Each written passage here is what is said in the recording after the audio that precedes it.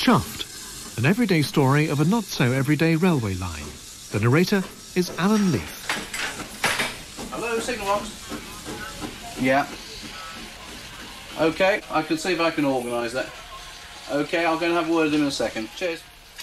Mike is more accustomed to taking instructions from those signalmen in the sky, air traffic controllers, than switching points on a steam railway. Normally, I'm an airline captain with British Airways. I fly their short-haul routes out of Heathrow and Gatwick on a mixture of 757s and 767s. And this is my escape from techno-mumble into Victoriana. The place where Mike spends much of his spare time is on the Bluebell line in East Sussex. Originally closed after the beaching report in 1959, it has struggled to survive. And it's now the largest standard-gauge, passenger-carrying preserved steam railway in the country, with over 8 miles of track, an unrivaled collection of locomotives, and a dedicated membership of over 8,000 steam enthusiasts from all over the world. Trail to play for you on MD. The Bluebell line is almost entirely run by unpaid volunteers, and last summer it celebrated its 40th anniversary. We had an inaugural meeting of the Society 12 months to the day after the closure of the line, and I went along just to see what it was all about. And after the meeting, they asked for subscriptions to get the organisation going, and because I was next to the table, just by sheer luck, happened to be the first one to put my £1, as it was then, on the table. The chairman of that meeting was Bernard Holden, who is currently president of the Bluebell Preservation Society. We opened with 2 engines and 2 carriages, August the 7th, 1960, as the first full-size railway run by a preservation organisation. I met my wife on the station, you see. I was a booking clerk, she lived in the station house, you see. We were all railway children on the same branch line, you see. I get a lot of support from my wife because she understands the railway situation, and also to all the members of this organisation, their input into it is quite wonderful. Tomorrow is Sunday the 15th, my birthday, and 39th anniversary of the founders' meeting. Sort of is a mark in a part of the history of the railway. 90th, isn't it? What are you saying? I just said to Lillian, you told me don't broadcast around the railway how old you are, and then I read it in the paper. They get hold of everything that come on paper, don't they? They do, honestly. I'd like to warn you again, you'll hear some more detonators go off as we leave the station, so please don't worry, we're not being shot at. Detonators on the line are a railway buff's equivalent of a celebratory firework display. But detonators are also a warning sound to workers on the track. These rails, you need about 9 people easily, or minimum, to actually lift a section of rail. You need 4 aside and then 1 usually in charge. And these lengths, they come in 45 or 60-foot lengths, and they are actually solid metal, and they take an awful lot of work. It is back-breaking stuff moving this. I mean, to actually lift a sleeper, though, it just takes 2 of you. So there's a group of us here that started off about 18 years ago, probably even longer than that. And we do this once a month, and it's a lovely day in the countryside. Yeah. We've got some photographs of what we looked like 18 years ago. No, don't. We're not going to look at them again. It's too frightening. Now, the Bluebell line is facing its biggest challenge in its 40-year operation. They're trying to extend the line just 2 more miles from Kingscote to East Grinstead. But so far, it's taken 12 years, a public inquiry, and endless legal wranglings. There are still 2 major obstacles in the way: an unsafe viaduct and the removal of an enormous rubbish tip. We have all the planning permissions intact at the moment to reinstate the railway. The permission was originally given to go from Horsted Keynes back to East Grinstead. That planning permission covers the whole of the route. In ordinary life, Graham Flight is a chartered accountant in private practice. The rest of the time, he's chairman of Bluebell Railway, plc. The biggest hurdle that we face now in the last stage of the extension project is the excavation of the rubbish tip. Current estimates of something like £5 million to excavate, which the railway doesn't have. We are, however, now investigating the possibility of using the Landfill tax credit scheme, which is available from government funds for land reclamation and environmental purposes. The excavation of the tip and the restoration of the East Grinstead viaduct have been approved as projects which will be covered by the landfill tax credit scheme. Now, in a series of meetings with the local councils and with our lawyers to see how we can implement the scheme if possible. The landfill tax credit scheme is a relatively new and complicated tax which is regulated by Entrust, who are responsible for ensuring that the funds provided through the scheme are only spent on environmentally approved projects, such as the Bluebell line extension to East Grinstead. One of the problems associated with the scheme is that in order to obtain monies, you have to have a 10% contribution made by somebody who is unconnected with the environmental body.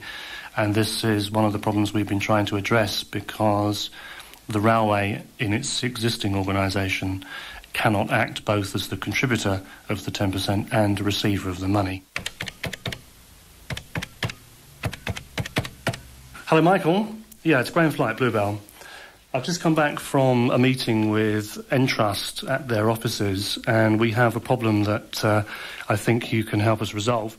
Michael Cook, the solicitor for the railway, is constantly in touch with Graham Flight. Existing management structure of the railway. Entrust have advised the Bluebell line that if they form another company, they could then qualify for the landfill tax scheme. And I need the new company to be formed within about the next week or so.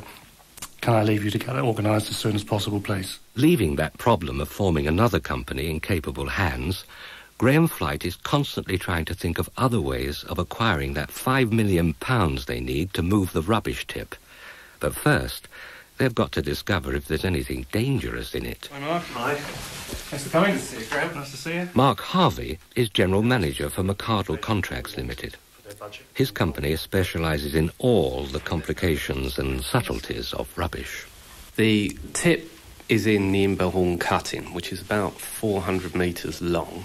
It's approximately 35 metres wide at the top and 12 metres wide at its base, 12 to 13 metres deep. There's about 200,000 tonnes to remove, so it's quite a sizable amount of waste to come out. And it's largely domestic waste, wet mud and plastic bottles. There's obviously two ways that the waste can be removed, either by rail out through East Grinstead or by road. The rail option is preferred at the moment because it impacts less on the local community and having lorry movements in the area. But there are a lot of difficulties in moving by rail. The availability of wagons to remove the waste, actual allocation of times of when the trains can actually move through East Grinstead. So that option is looking very difficult to achieve, and it's looking more likely it's going to have to be a combination of road and rail movements, dependent on how much funding Bluebell can raise. Just finished our meeting with the National Westminster Bank. They're very pleased with the way that the company has performed during 1998, and the budgets look as if they'll be well met for income and expenditure. And if we need to fund further land purchases during 1999, they have told us to come back to them with the proposition, and they'll be very happy to help. The scale of the activities of the railway surprised people. The biggest single income is, of course, the train fares for running the service. That was almost £1 million in 1997, to which we can add the very professionally run catering department. Turnover for 1997 was just over £600,000. The shop and the bookstall was £250,000. So the railway is a fully commercial business operating at something like 1.6 million of turnover. We do from time to time paint trains in different engines and have Sherlock Holmes running up and down the platform. And we have corporate days where you can learn to drive a train and anything else that we think can be of interest. Well, today's an introductory course. We've got 8 people sharing the driving of the engine. They're doing various tricks, as you might say, doing the things that drivers have to do. They've done adjusting the cut-off, braking nicely, stopping on the mark. Now they're going to do a bit of buffering up, bringing a 30-ton engine in contact with a 25-ton brake van without destroying either of them. And then they'll have another crack at running a mile to Ketch's Halt and back, and that'll be the wind-up to the day. We're practising sort of stopping at certain points along at the station edge and using the brake control gently, because it's quite a different to a car. It doesn't stop suddenly. You've got to actually, you operate the brake very slowly and then it finally comes on. So it's a juggling technique between the regulator and the brake. I don't think there's anything really been that hard. It's just concentration. We've got a lady firewoman, so she's coaling the engine for us. I've always been a train enthusiast. When I was a boy, I always wanted to be a train driver, but of course it had to be a steam train. And of course, by the time I was old enough, they were phasing them out, so I never became one. We had about an hour of lessons, and then we just came out and we just, were thrown in. And number one went first, which was me. And off you go. It's quite an amazing feeling. It's only a small engine, but it's so powerful. You can really feel that if you didn't stop it, it wouldn't stop. It would just keep going. It's been a really good day. Every part of it's been very enjoyable. I think I'll have another bash. I've enjoyed it very much. Money-making ventures, like teaching people to drive locomotives, go towards the painstaking and expensive business of preservation. Keith Stewart is one of the few permanent members of the staff who ensures that all the unpaid volunteers on the engineering side are busy every day of the year, apart from Christmas Day, making sure the rolling stock and locomotives are in pristine condition. This is the usual state of play in a place like this when engine's completely taken apart. What you're looking at here is just the frames of the locomotive, so it's been stripped down to the bare essentials, if you like. There are no wheels, there's no moving parts left in it at all, and at the moment it's probably at its lowest ebb, and now the curve goes upwards. As you can see, there's a guy now beginning to line the engine out on the frames. This is a highly skilled job where all these old engines had ornate lining and marks all over them. This is a process that can be carried out obviously easier before the wheels get put back in.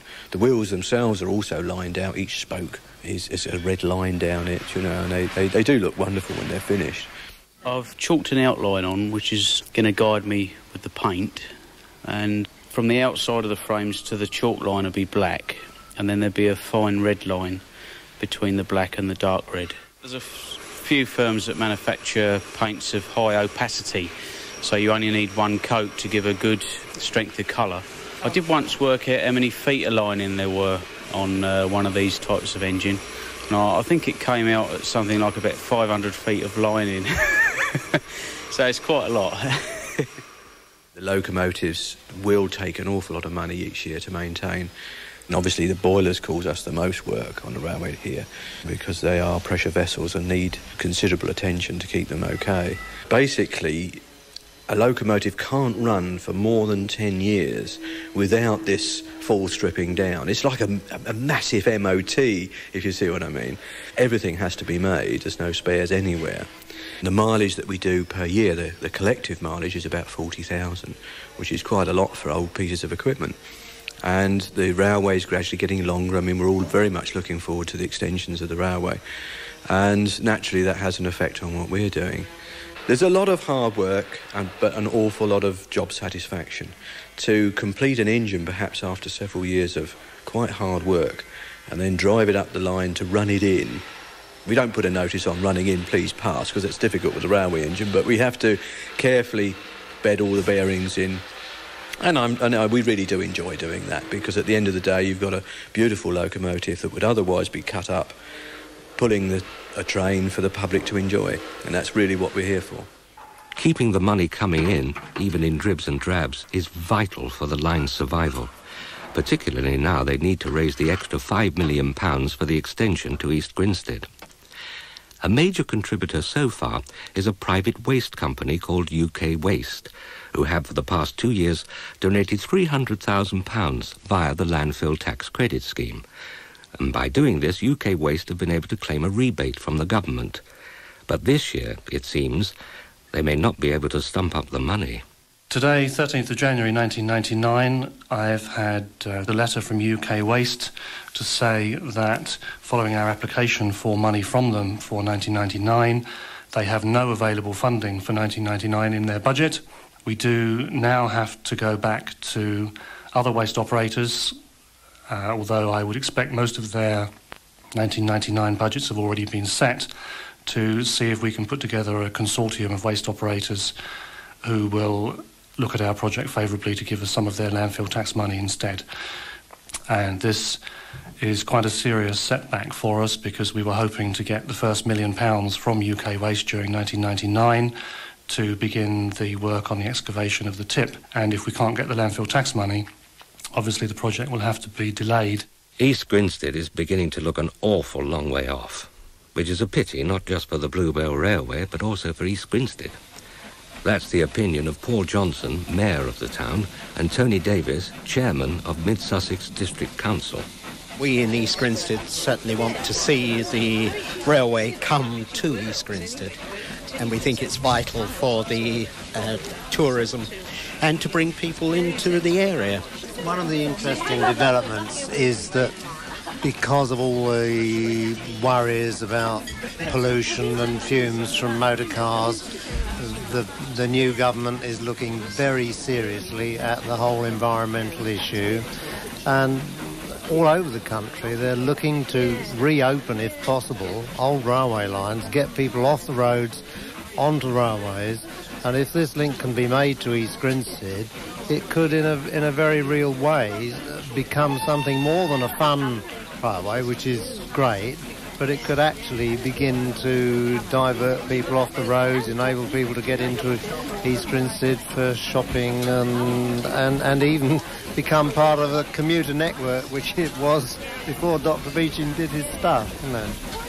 But whilst negotiations are going on behind the scenes, the show has to go on, and there's a certain magic to the whole business, which makes volunteers like Russell Pierce, a locomotive driver, devote so much of his time to the Bluebell line. What we do here is very much sort of in-job training, if you like. You've just come down and you start working and you go out with other crews and see how the job's done and learn how to be a fireman. And eventually, when you're ready, you can ask to take a test. And then you get to start training to be a driver. But, I mean, the underlying thing is, you know, everybody's always got in the back of their mind the need for the railway to be safe, because when you're the driver, you know, you are responsible for this 180 tonnes of train. Each of those coaches is worth, you know, getting on for £110,000. The locomotive is worth, you know, £150,000, £160,000 at least. There's a boiler there with £225 of steam that makes a loud bang if it goes off. And it's the driver's responsibility to have in mind all those various factors and to deal with it and behave in a responsible and safe manner, because our duty is to the public. You know, we try and have fun while we're doing it as well, and a bit of a laugh. And after a while, it becomes the centre of your entire social life. All your friends are here, and it's something you can do which is quite different from the everyday job. So it's, you know, it's a complete relaxation, although it can be quite hard work at times, very tiring. It's just completely different. And when it all goes well, or you get over problems, you get a lot of job satisfaction out of it. Unfortunately, not everyone shares Russell's enthusiasm for steam, and this is yet another obstacle in the way of extending the track. When the engine's clear of a set of points, you blow twice to tell the signalman who's listening out that you're clear of the points. He then changes the road, and you would then blow the whistle again once to indicate that you're about to move. We do get a lot of complaints from whistling if you do a lot of it in the wrong place. People phone up and say, your engine's whistling again. Oh, they do, yeah, no, I'm sorry, they do. There's a particular cottage just outside Halstead Canes on the west side, who, if anybody whistles up there and when he's out in his garden in the summer, will phone up and say, somebody whistled. I'm afraid it's true, it is true. And we got a guy up at Kingscote as well. He's moved now, actually, but there was a guy at Kingscote as well, who one day put a tape recorder and a microphone on his window ledge to try and record people making too much noise on the railway so that he could ring the council up and complain about us. He didn't succeed, of course, but, you know, there are people who don't approve of the railway and they'll use any opportunity to have a go at it.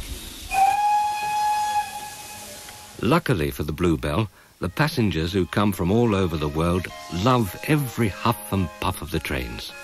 There's always something happening, whether it's a ride on the Santa Special at Christmas, taking a meal on a steam train, or just a train ride to celebrate a special occasion. It's our little boy's birthday, and he's really keen on trains. He gets very excited when he sees trains, so we thought we'd bring him to see some real steam trains. It was lovely. We went up on the old 1935 one, which has got beautiful wooden interior. Then we came back on the 1960s one, which just brought back memories of what it was like travelling to university and things like that. He's Percy. And that's Percy.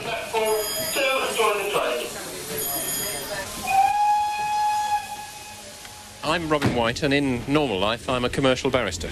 But today I'm guard on the Santa Special. It's nice to see so many people having a good time and a good day out.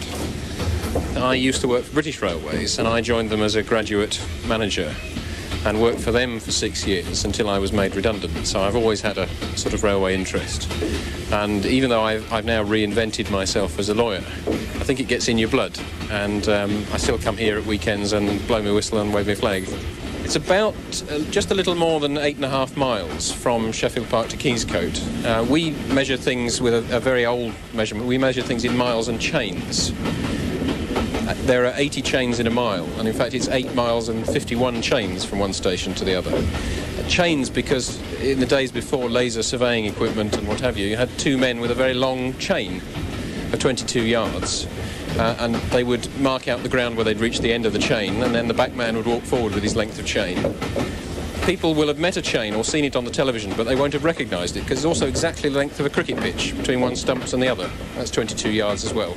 Whilst the public enjoy those 8 miles and 51 chains of existing track, Graham Flight is still fretting about the proposed 160 chains to East Grinstead. He's checking with Harry Habits, Managing Director of UK Waste, to see if the Bluebell really is out of the running for cash this year. What's your timescale today? Are you sort of hurtling off? Do you want to come back to the office for a coffee? And no, I really probably couldn't do that. What chance have we got of sort of getting back into your budget at the earliest opportunity? I was anticipating that question. Yeah, I thought you might. I guess the rules out on interest really aren't clear yet exactly, whether or not it'll be 20% of 10 or not. And the new landfill tax rate's going to be 10 a ton. Yeah. If it is 20%, we think we might be able to provide you with some additional funding. Exactly how much, I don't know yet. And what's the timescale for that? When would you be likely to know whether there was anything? Well, the new tax takes effect April. All right. So sometime after that. Good. Super. In that case, I won't get cross. I wasn't going to be cross anyway. Well, come on, Nigel, there's room. The possibility that UK Waste might still be sponsors for the landfill tax credits gives the Bluebell line a real boost. And there's some more good news. Hello. Hello, Roy. It's Graham. Yeah, what have you got to tell me? The track bed of the old Bluebell line was sold off to different people when the railway line was closed in 1959, and trying to buy it back from farmers and landowners who don't necessarily want to sell it is a tortuous and sensitive business. That was Roy Watts, chairman of the Preservation Society, ringing to tell me that he's been informed that a for sale notice board has gone up outside one of the last properties that we would be interested in buying to complete the track bed from Kingscote through to East Grinstead. This is one section of track bed where it was sold off after closure by dividing the track bed down the middle, and so we have east and west landowners that we have to deal with, whereas on the rest of the line the whole of the track bed was sold off to one side or the other, so it makes it a bit more complicated. We've had to carry out a variety of unusual civil engineering operations to keep some of the former landowners happy. We've excavated sheep tips and removed rifle ranges. We've built roads for farmers for their cows so they don't have to use the track bed. And we shall now make every effort to go and see if we can get hold of the particulars, see if it includes the track bed, and we're hopeful that we should be able to secure some further parcels of track bed within the next 2 or 3 weeks. Could be good. Could be good. Could be good. It could be the last piece of the jigsaw puzzle. Things are beginning to look up. The extension of the line to East Grinstead is now becoming a reality. Extension matters, then. Entrust. Right, let me just tell you very briefly. There are frequent board meetings in which Graham Flight keeps the board up to date, and it seems the Bluebell solicitor has completed his work in record time. We have a new company called Bluebell Railway Environmental Body Limited, and that has been incorporated with all of the required... February 1999. Graham Flight receives the call he's been waiting for. I've just come off the phone from Entrust to confirm that they have received my application form for the registration of the new Bluebell Railway Environmental Body Company. They have received it, they have all the appropriate paperwork, although I did forget to send them a cheque, which I have now remedied, and hopefully we now have all the technical regulations complied with, we have the right company in place, and providing we can find a consortium of waste operators who have enough money to give us, we should be able to plan to launch a share issue by Bluebell Railway to act as the 10% contribution, and if we can raise £500,000, we should end up with 5 million. For all its devoted passengers, this is wonderful news. It's also good news for all those young people who've never yet had a whiff of the steam age. But most of all, it's a real boost to the volunteers who run the line. For us, 2 miles may not seem a long way, but for them, it's a quantum leap.